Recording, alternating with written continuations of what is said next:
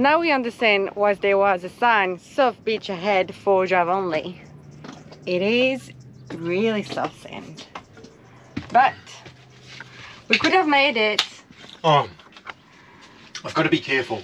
I don't want to get over cocky, drop tyre pressures down to 20 and then send it up and get us bogged at some point. So I just want to be a little bit careful. Like Ange said, we could have got the Maxtrax out, easily just laid them in a little highway, but I don't know.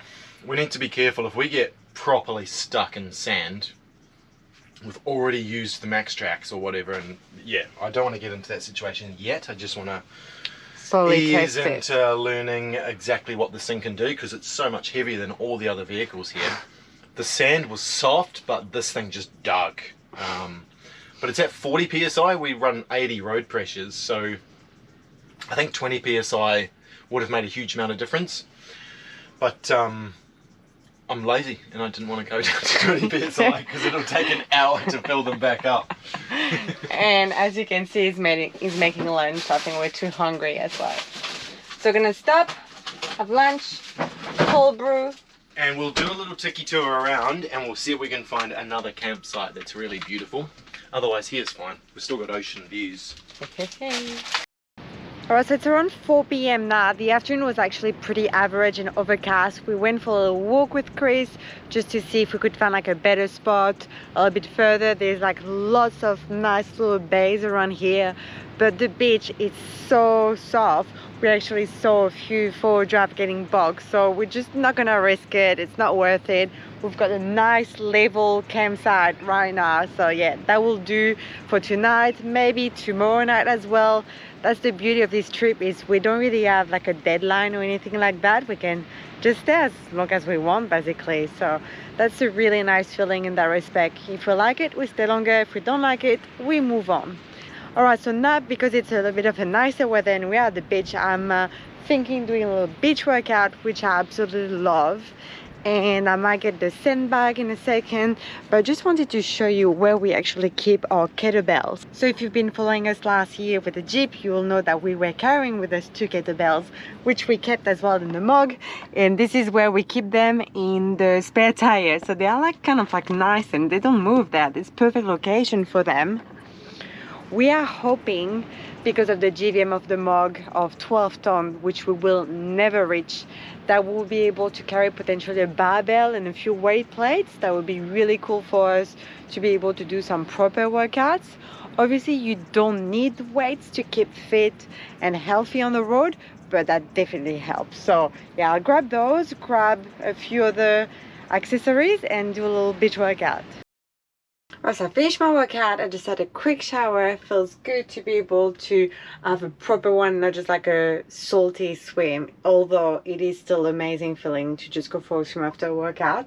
And now Chris is on the phone with his family, so in the meantime I'm gonna try to prepare dinner so that when he's finished with his call, we can have a nice Indian meal, or like Indian by Ange meal on the beach, watch the sunset, have a chill little evening.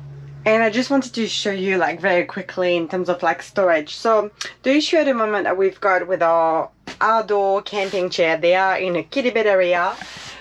When we bought those Kemah chairs, we didn't realize that they would actually not fold like very small, like kind of like lengthwise, and they wouldn't fit in our garage. So this is why we store them here temporarily. So I'm actually currently looking at getting some new chairs. I've been like scrolling through, and there's one brand, I'm just having a look on my phone, called Zempire. Apparently it's a NZ brand. I haven't heard anything about them, but I just really like the look of them. The dimension would be perfect in a garage. So if you've got those chairs, please let us know in the comments what you think of them, or if you've got any perfect recommendation for a quite compact, well comfortable chair which is not front runner, please let us know, because it's definitely an upgrade that we're looking at doing. So I'm gonna have to unpack that, because right now obviously the storage that we've got on there, where I've got the induction cooktop, is quite hard to reach. So I'm gonna get the chairs out, get the induction, and start to cook dinner. Alright, so because I'm about to cook something quite flavorsome and quite, I guess, not smelly, it sounds like really bad when I say that, smelly, like very delightful smells, but still you don't want to smell Indian all night long. I wanted to open the window so that I can get a bit of airflow, but actually it's getting very windy outside, so I'm not gonna do that. Instead I'm gonna use the exhaust fan that we've got, so that's the fuel roof vent. So I've just opened it up like so you can see the sky just right there if you look through. And then I'm just pressing this button, and then you can have the fan in or air out. I'm gonna put it maximum blast. As you can hear, it's pretty noisy, but I think it's pretty good so that I've got the ventilation like that, we've got the exhaust. This is what I put sometime as well on top of the one in the bathroom when we have a shower. So yeah, that's pretty good setup in that respect. Well, I'm gonna start cooking now and have a chill little evening with Chris. Alright, so Chris has been preparing me kindly my first toasted crumpet for dessert. Crumpets and honey. Crumpets and honey.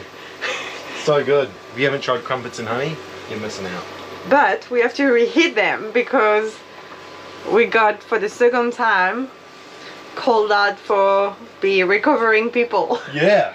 So I think because our Max tracks are quite visible on the outside of the track, people see us, and obviously we are the first people that, you know, probably around. And I just still find it crazy that people go in remote beaches in WA and don't carry with them a pair of Max tracks. And have road ties. Yeah, it's cheap insurance. If you are watching this video right now and you don't have a pair of Max tracks and you like to go off-roading, do yourself a favor, cheap insurance, buy a pair of Max tracks.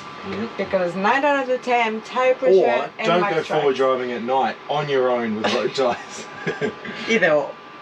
Alright, hopefully we are close for business today and we can enjoy your evening and eat some delicious warm crumpets. Oh yeah. Ooh yeah. Look at that. That's victory right there. Victory. Good morning. Another pretty cloudy, overcast morning. It seems to be like the norm this past days, like beautiful afternoon, so we're making the most of that bad weather to do a bit of work inside, and maybe later on this afternoon Chris will go for a spell, go for a walk around. But this kind of like weather gets us thinking what kind of energy backup we'll need for the future. At the moment, our EnerDrive system for travel around Australia will be more than enough. We had around 75% battery when we got up, and now it's already charging despite not much solar. So that's pretty amazing in that respect. But to travel overseas, which is, as you know, our goal, we definitely need something. So there are a few options that we have brainstormed and thought about. The first one will be a normal petrol generator. So the pros would be it's quite energy efficient. It's running on petrol, which I think we should be able to find anywhere in the world. The only downside, or the main downside, I would say, it's obviously quite large, so we'll need to find a spot to store it outside the mug.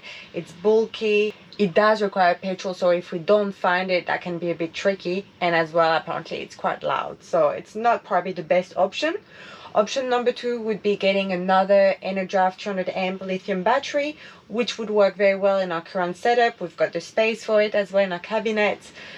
But the main downside I can see with that option is the lack of portability, which was something quite important for us last year, and we missed a lot when we traveled with the Jeep.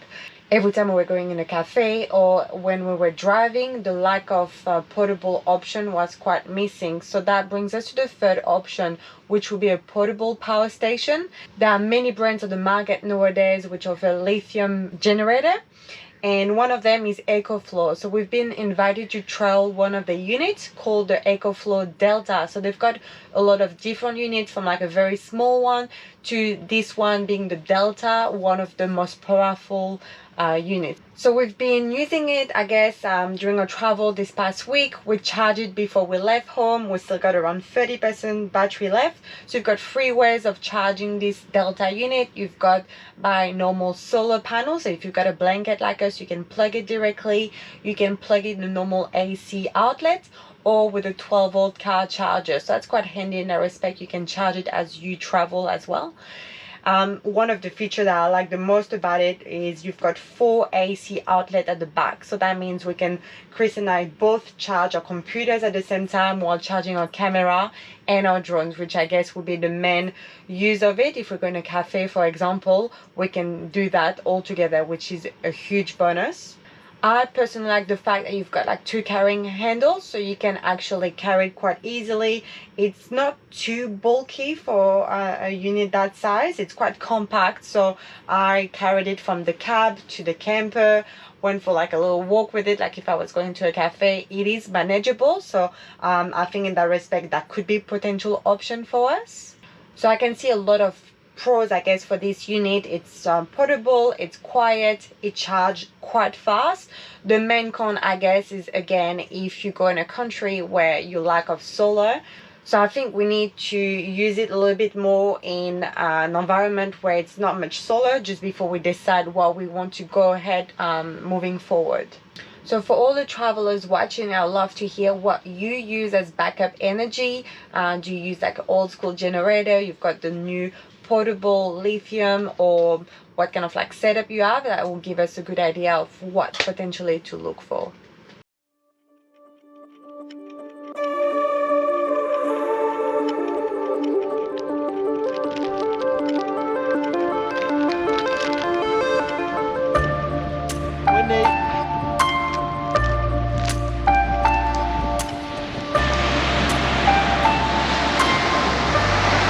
What do you think?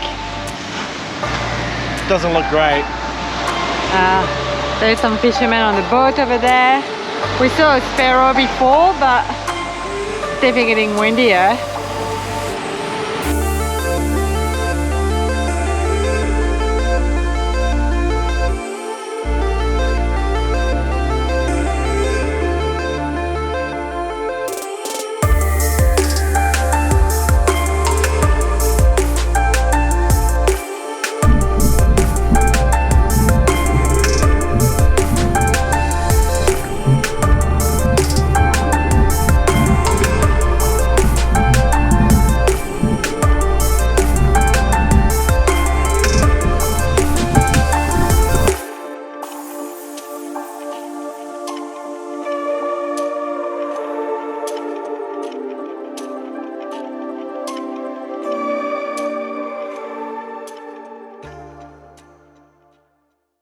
Alright, and we've got nachos night. Yeah. Buffet. Eat as much as you want. Nachos with guac. We've got sunset in the distance. As you can see, we both have like jumpers. It's actually really cold, surprisingly. At the end of the day, it's weird. Temperature just dropped massively. This afternoon was super windy. Chris came back from spearfishing within kind of 10 minutes because the waves were like crazy. Yeah, there was a big undercurrent as well trying to get back in. I saw a really big blue croaker, but it was up really close. I probably could have taken a shot, but it was way too big for Ange and I. And I can't be bothered filleting up a fish that size right now and that slimy. So yeah, came straight back in really. So that was probably the last spearfishing mission for Chris for this trip. It's okay, we'll head back out one day, very soon. And from tomorrow we'll probably head towards more inland, more like the forest. So we'll take you along as well with that. We've never been there before, so it's very much exploring for the very first time for us. So yeah, looking forward to a change, a little bit of scenery. We love the beautiful WA beaches, but yeah, forest, we haven't seen them for a very long time, so that would be nice. Look at that mountain of food. Oh yeah. Alright, see you tomorrow.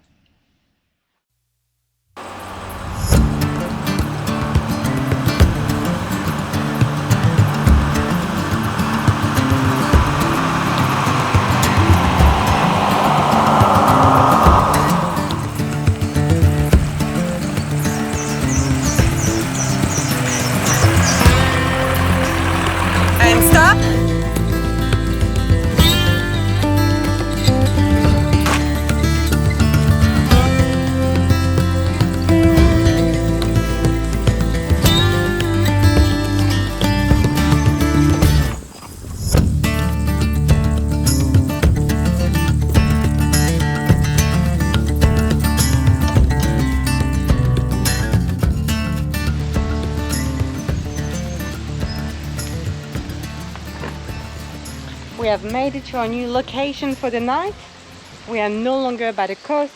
We have headed inland in a beautiful forestry national park, so that was really nice.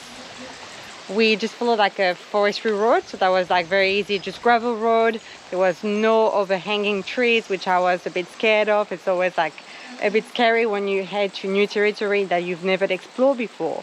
But we made it here nice and safely, nice and easy after a bit of like stressful highway driving. The highways down south are just so narrow, bumpy, and like a lot of hills, so we pick up some serious speed with the Mach, which is actually quite scary. When you go past 95 km/h in this, to be honest, I wouldn't want it to be like much faster than that. It's yeah, not a nice feeling. I prefer much the slower pace on the remote and quiet roads. So I guess we just settle in, go for a little explore. Look how beautiful this is. So nice. Private little waterhole. I think I'm gonna go for a swim. Got my cider, got my towel. The water doesn't look really appealing because of how black it is, but it still means it's nice, clean, fresh water. You just get tannins leaching from the kind of the decaying plant matter and branches, etc. So it's still really clean.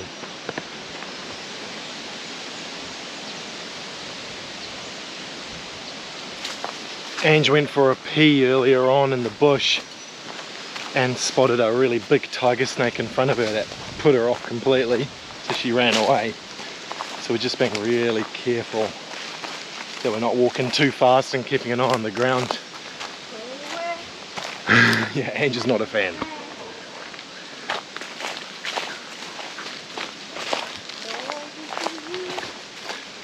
Tiger snakes are lethal, but they're not overly aggressive. So we've seen quite a few of them in our travels. They're usually just chilling on the path, just trying to get some sun and have a nap. Never spotted one being aggressive.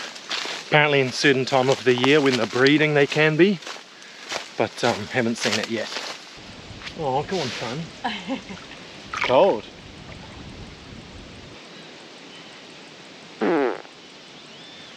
Did that frog? Alright, sunshine. 1, 2, 3. Graceful.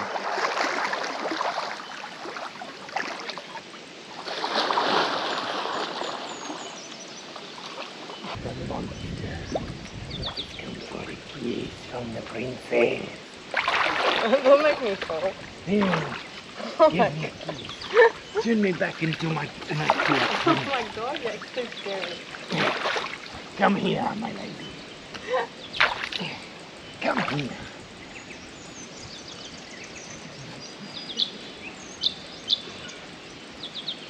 Oh, back into a prince. Alright, it's shower time. So, everything's been going really well with the shower. Super stoked with the pressure. We know that it'll be hot water now because we've been driving. But this has been leaking, which I thought might be the case. So for now we just put down this little drop sheet. Looks a little bit gross, but it's really done the job. So that covers that. And then once we finish the shower, we just tip it into the shower base. We have been getting some leaching from the wood, which we knew would happen, but that's already started to diminish a lot. So yeah, so a nice hot shower now. Got heaps of water that's been lasting so well. No leaks. The fan works really well. That thing works good. Fan in there still. Yeah, shower time. Shower was awesome. This is that noise that the pump is making I told you about.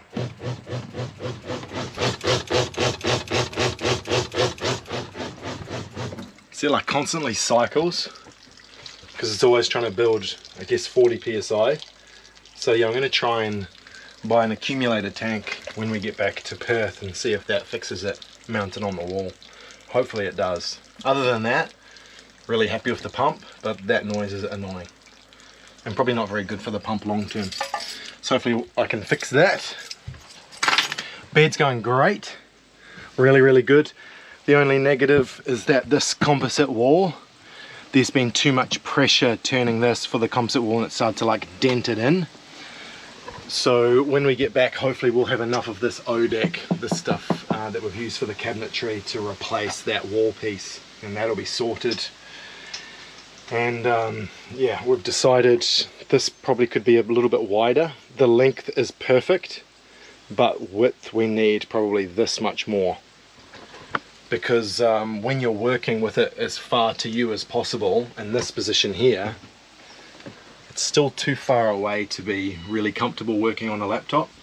So that was really good to be able to test that, because on paper it looked perfect, but not quite. What else? Yeah, fridge is going great. Haven't used the aircon. Hot water cylinder just absolutely stoked with. Every time we've gone to have a shower, there's been hot water and we've not turned it on once with the electricity. So that's really good. We're cooking separate dinners tonight. Ange is out filming some really nice shots of the Mog. There's no one here. Free campsite.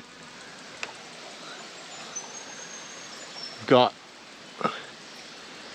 an absolute whopper tree above us, but there's no big dead limbs on it, but it is dropping big old pieces of bark.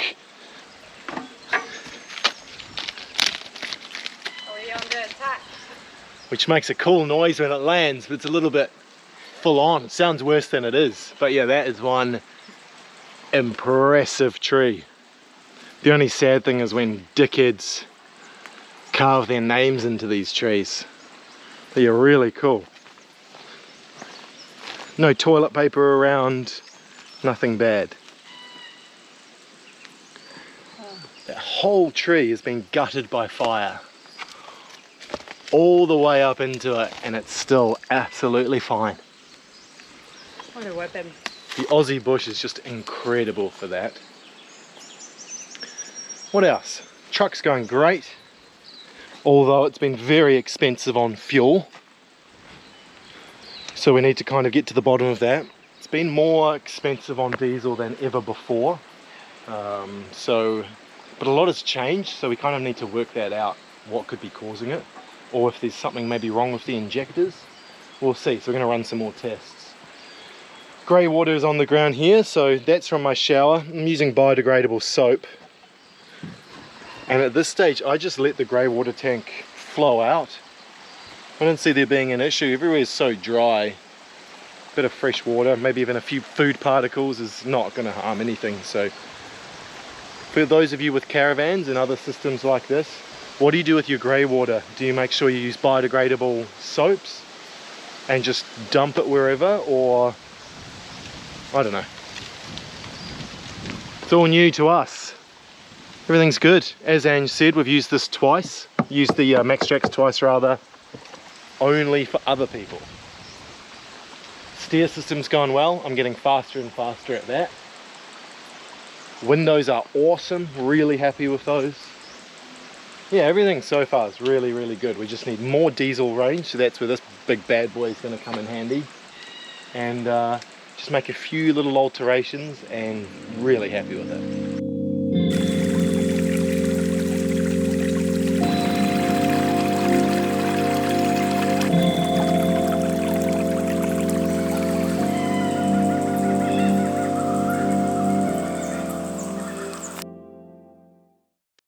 So this is what happens when Chris cooks. We both blind. Cooking tear gas. Oh, Smell like onion. God, that's so strong.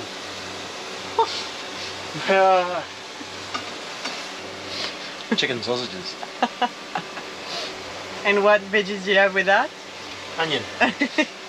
Mustard. And bread. Tomato sauce.